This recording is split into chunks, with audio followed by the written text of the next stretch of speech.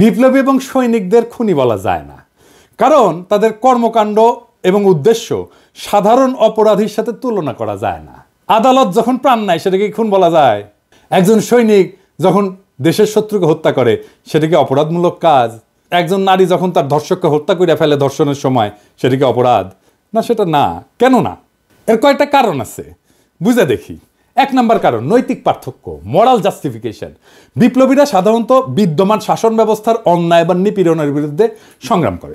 তাদের কর্মকাণ্ড একটা বৃহত্তর সামাজিক এবং রাজনৈতিক পরিবর্তনের উদ্দেশ্যে পরিচালিত হয়, বৃহত্তর স্বার্থে।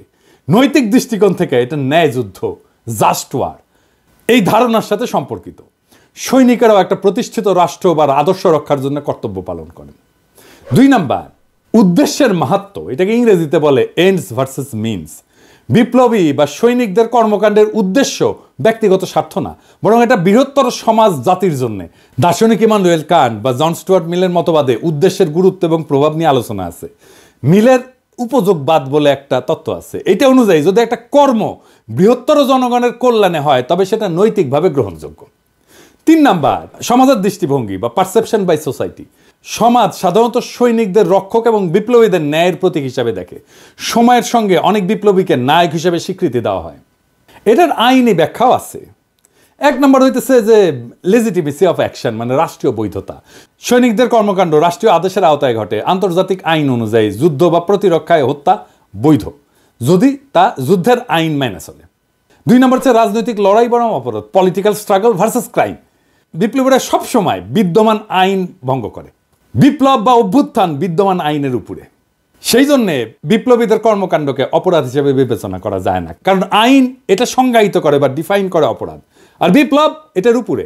তা উপরে থেকে এই অপরাধের ডেফিনেশন তো বিপ্লব গ্রহণ করবে না।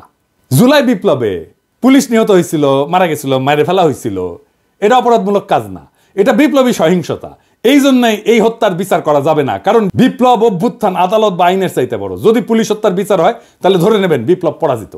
15ই আগস্টের বিপ্লব পরাজিত হয়েছিল জন্যই আগস্ট বিপ্লবের নায়কদের বিচার এবং ফাঁসি হয়েছিল। 3 নম্বর হইতেছে যে ইচ্ছাকৃত হত্যা বনাম কর্তব্য, ইন্টেনশনাল কিলিং ভার্সেস ডিউটি।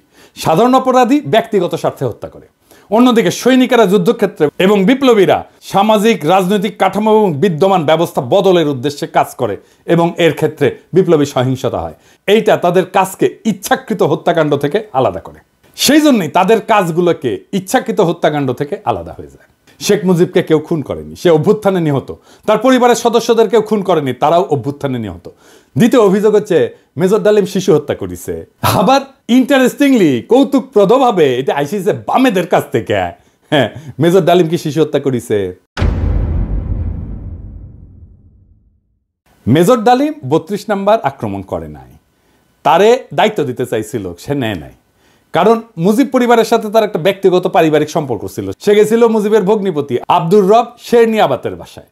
সেখানে তার 14 বছরের বয়সী মেয়ে বেবি, 12 বছরের বয়সী ছেলে আরিফ এবং 4 বছর বয়সের নাতি সুকান্ত আবদুল্লাহ, যেটা আবুল হাসনাত আবদুল্লাহর ছেলে, ও মারা যায়। আবুল হাসনাত আবদুল্লাহ হারামজাদাটা পানির ট্যাঙ্কে লুকেছিল, বেঁচে যায়। কিন্তু কথা হইতেছে বাড়ির নারী আর শিশুদের বন্দুকের মুখে ফেলায় পানির ট্যাঙ্কে লুকেছিল কেন হারামজাদাটা?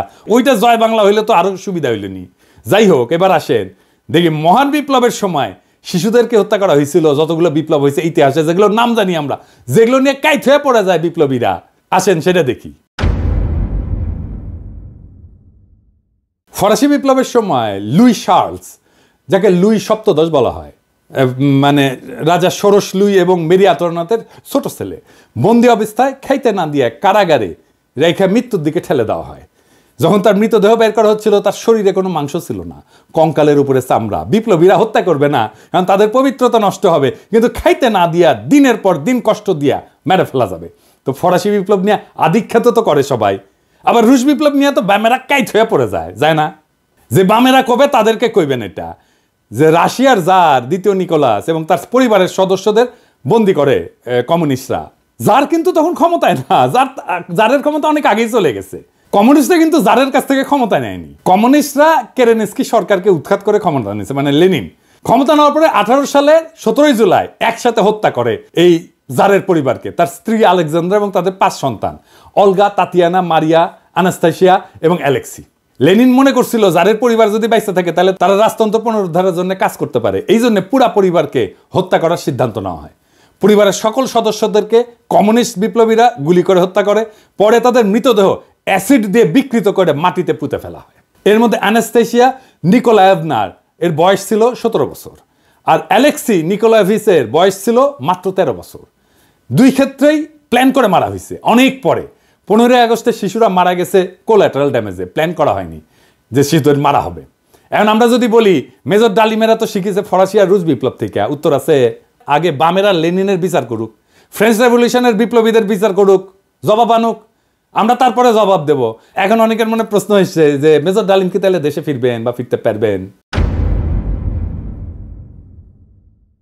আমাকে সুইডেনের ভাই, বড় ভাই, যিনি মেজর ডালিমের শিষ্য, উনি বলছেন ওনারে তো দেশে আনা দরকার, উনি অবশ্যই দেশে আসবেন। আমরা নতুন সংবিধান লিখলে 15 আগস্টকে বিপ্লবী অভ্যুত্থানের মর্যাদা দেব, আগের রায় বিচার সবকিছু ইনভ্যালিড হয়ে যাবে। তিনি তখনই বীরের বেশে দেশে ফিরবেন। 24-এর বিপ্লব যারা নির্মাণ করছে তাদের অনেকেরই আইডল ছিলেন মেজর ডালিম, অন্তত আমার তো ছিলেনই।